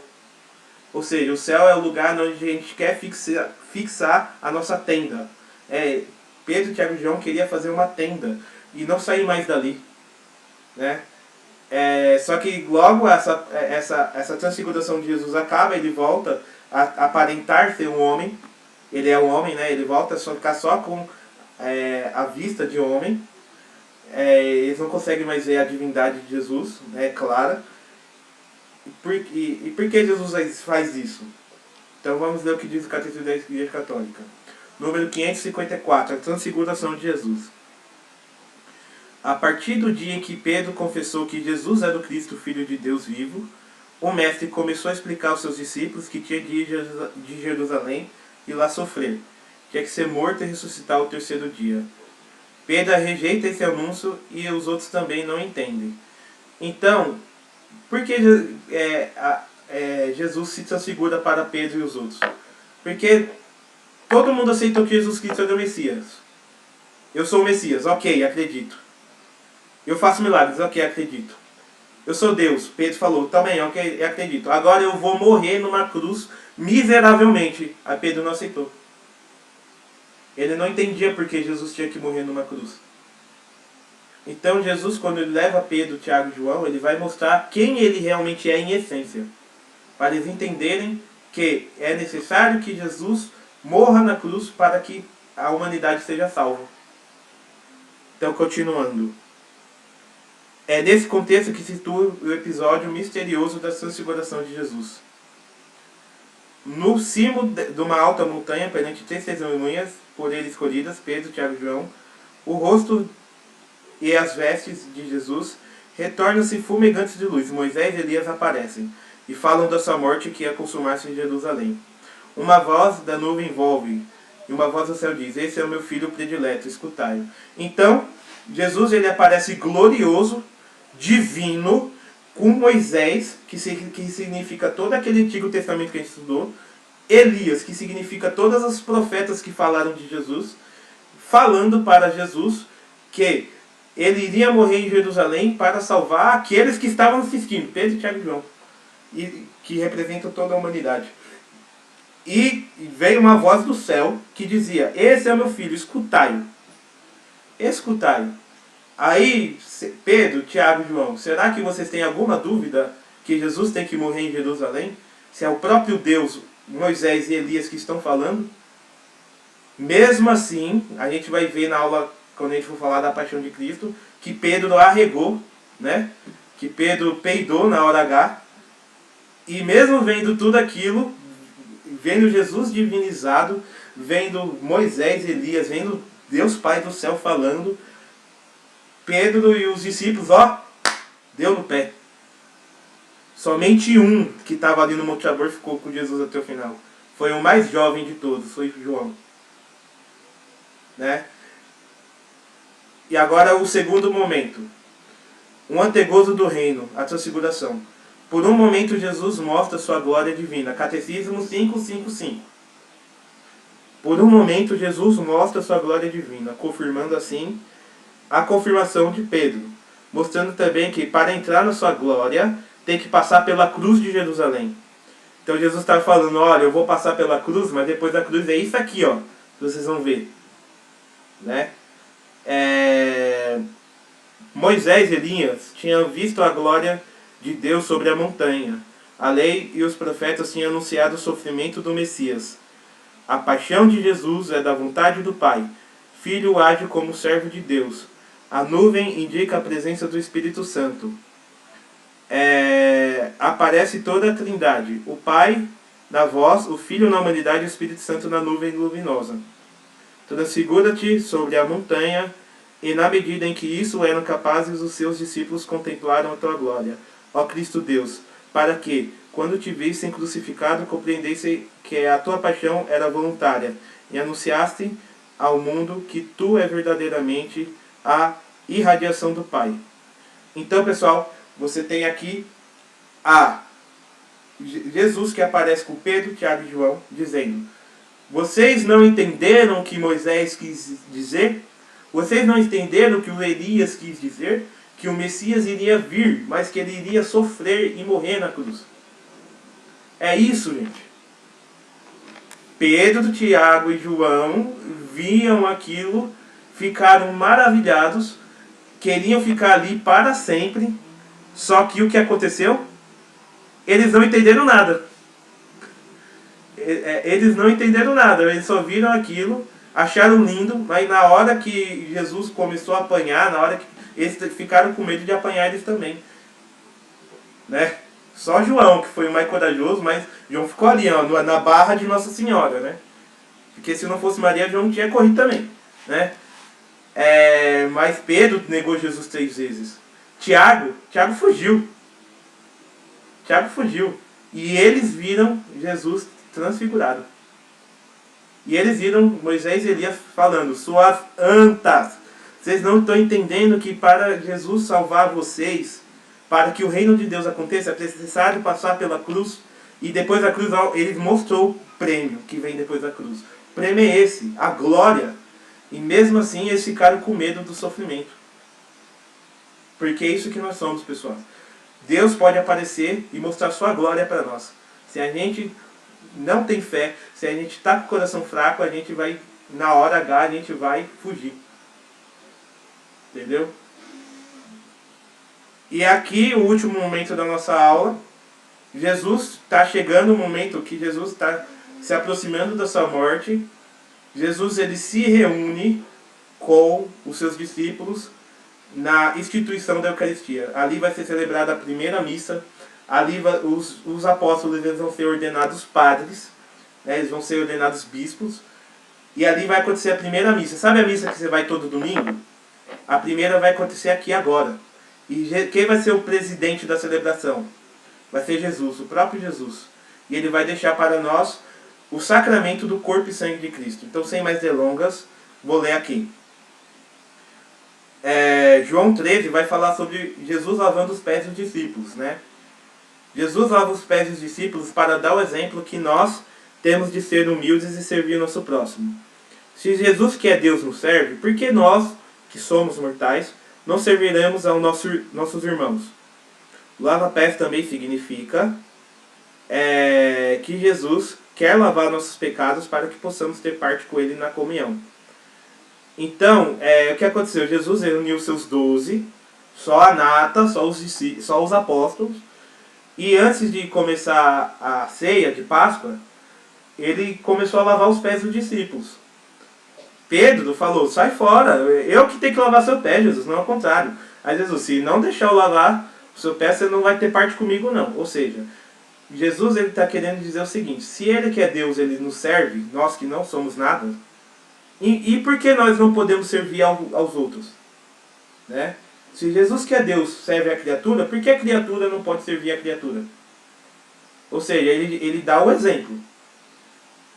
Nós temos que ser humildes uns com os outros. Catecismo da Igreja Católica, número 610, diz o seguinte: Jesus exprimiu de modo supremo a oblação livre de si mesmo na refeição, que tornou com os 12 apóstolos. Na noite que foi entregue, na véspera da sua paixão, quando ainda era livre, Jesus fez a sua última ceia com os apóstolos no memorial da sua oblação voluntária ao Pai, para a salvação dos homens. Isto é, em Jesus ele diz, isto é o meu corpo que será entregue por vós. Isto é o meu sangue, que vai ser derramado por uma multidão para a remissão dos pecados. O nosso Salvador instituiu na última ceia, na noite em que foi entregue, o sacrifício eucarístico do seu corpo e do seu sangue, para perpetuar pelo decorrer dos séculos até voltar o sacrifício da cruz, confiando à Igreja, sua esposa amada, o memorial da sua morte e ressurreição. O sacramento da piedade, sinal de unidade, vínculo de caridade, banquete pascal, em que se recebe Cristo, a alma se enche da graça e nos é dado o penhor da glória futura. Pessoal, então Jesus ele lava o pé dos seus discípulos. Eles estavam pensando o quê? Quinta-feira de noite, já começam os judeus a se preparar para a Páscoa. Então vamos lá, traz cordeiro, pão, vinho, vamos fazer um banquete. O pessoal falou. O pessoal está pensando o seguinte, aí ele está aqui em Jerusalém. Jesus, não sei porque veio a Jerusalém, estava ameaçado de morte. E os discípulos pensavam que Jesus ia vir para Jerusalém para fazer uma revolta, para proclamar Jesus rei, pegar para fazer um exército, para acabar com o Império Romano que dominava ali, né? Só que Jesus ele falou, pessoal, baixa a bola, dá o pezinho, deixa eu lavar seu pé, né? Isso significa que antes de a gente entrar na ceia e ir para a missa, a gente tem que, para a gente participar da ceia de Jesus, comungar, a gente não pode comungar nunca em estado de pecado mortal, a gente tem que comungar confessado, né? E a gente vai entender um pouco sobre o que é o pecado nas outras aulas que a gente for falar mais sobre isso. Já se falou um pouco sobre o pecado, né? E a gente vai falar mais em outras oportunidades. Mas tem um pecado que impede que a gente comungue, que é o pecado mortal. Então, a gente deve se purificar pelo sacramento da confissão. Jesus lavou os pés, então Jesus ele tomou o pão, deu graças e partiu e disse aos seus discípulos, isto é o meu corpo, que será entregue por vós. Depois ele tomou o cálice, deu graças e disse, isto é o meu sangue, sangue da nova e eterna aliança. Qual que são e fazer isto em memória de mim? Então, porque toda missa a gente pega a Eucaristia, o padre pega, consagra a Eucaristia, o corpo, o sangue de Cristo. Por quê? Porque Jesus disse, fazer isto em memória de mim. Então, toda missa, na verdade, a missa que nós celebramos todos os dias e na paróquia, a gente está celebrando uma única missa que dura a eternidade. Qual que é a única missa que dura a eternidade? É aquela missa que Jesus inicia ali na última ceia, que passa pela paixão do seu corpo, pela sua morte na cruz, pela sua dor, pelo seu calvário e sua ressurreição. O que é a missa? A missa é o calvário de Cristo, a missa é a ressurreição de Cristo, e toda vez que o padre ele celebra a missa, ele está atualizando esse mistério. Para dizer mais o seguinte, quando Jesus fala, isto é meu corpo, ele está realmente dizendo que aquele pão, quando o padre pega aquele pão, ele diz as palavras da consagração, aquele pão não é mais pão, é o corpo de Cristo.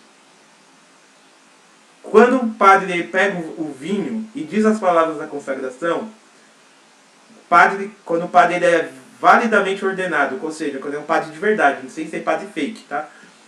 Quando ele pega assim o vinho, ele fala as palavras da consagração, aquele vinho não é mais vinho, é o sangue de Cristo. Ah, Felipe, mas eu estou vendo pão, quando eu como tem gosto de pão, quando eu bebo vinho tem gosto de vinho. Sim, as aparências de pão e vinho permanecem, mas a substância, vamos dizer, aquilo que realmente não é mais pão, não é mais vinho, é a carne e é o sangue de Jesus.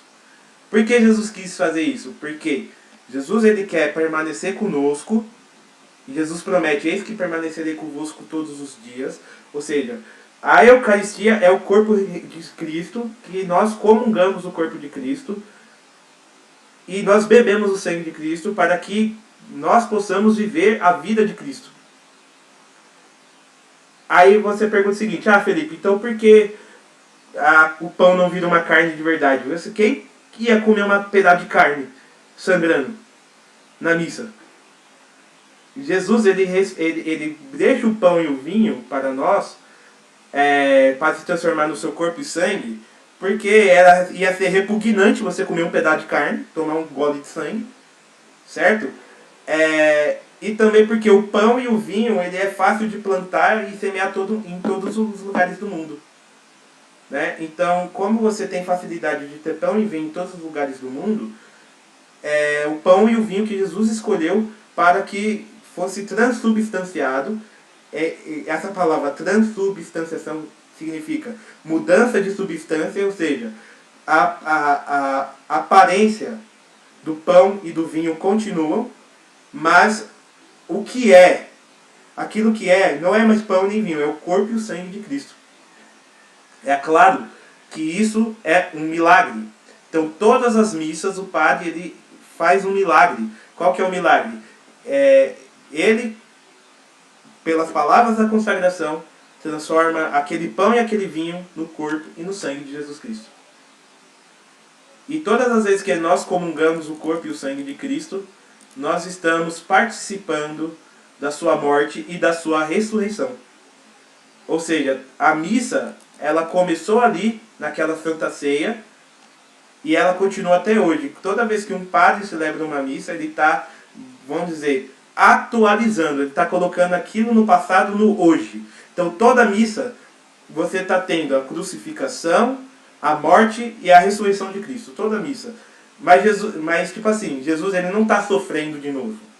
Ele não está sendo crucificado de novo. Está se atualizando o mistério. Ou seja, aquilo é atualizado de forma sem sangue. É como se aquilo que aconteceu 2000 anos atrás, todas aquelas graças do sangue de Cristo, caísse hoje, como se tivesse acontecido naquele momento, só que agora. Gente, a Santa Missa, ela é um mistério. Então, a próxima vez que você for para a Santa Missa, não vai distraído não, você está participando do Calvário de Cristo. Se você está participando do Calvário de Cristo, qual é a roupa que você tem que estar no Calvário de Cristo? É a camiseta do Corinthians? É a camiseta do Parmeira? Não, para missa eu tenho que colocar a minha melhor roupa, porque eu estou participando de um velório. Certo? Estou participando de um velório, é claro que Jesus vai ressuscitar, mas ali eu estou participando de um velório. Né? Oi.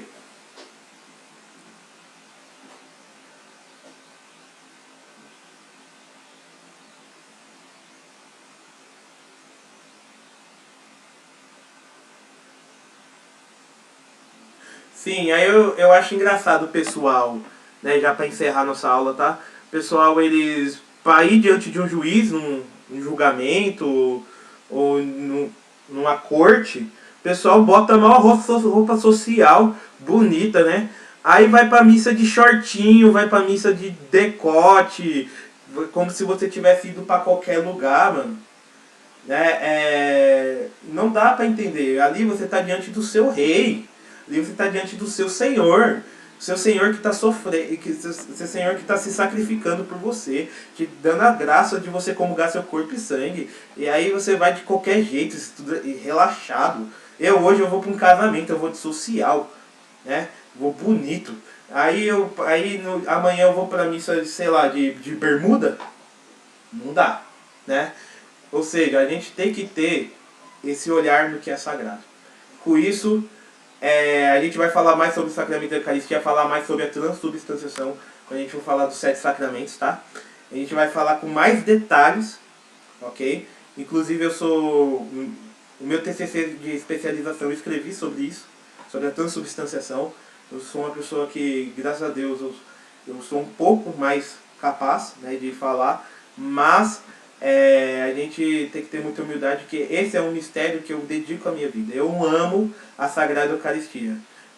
O que me faz viver e respirar é a Sagrada Eucaristia. Comungar o corpo e o sangue de Jesus Cristo. E crer que ali não é um pão. Ali, quando é um sacerdote válido que consagra, é o corpo, é Deus. É um escândalo para o mundo, mas a gente se ajoelha diante de Deus na Eucaristia. A gente adora Jesus na Eucaristia. Porque ali não é um símbolo. Jesus não disse, isso parece meu corpo. Ah, isso simboliza o meu corpo. Não, ele diz, isto é o meu corpo. Ah, isso aqui é mais ou menos o meu sangue. Não, isso aqui parece com isso. Não, isto é meu sangue. Então ali é Deus. E sendo Deus, todo joelho se dobre diante de Jesus Cristo, no céu, na terra e nos infernos. Amém. E assim eu vou encerrar aqui a gravação para vocês que nos acompanham no YouTube. Deus abençoe.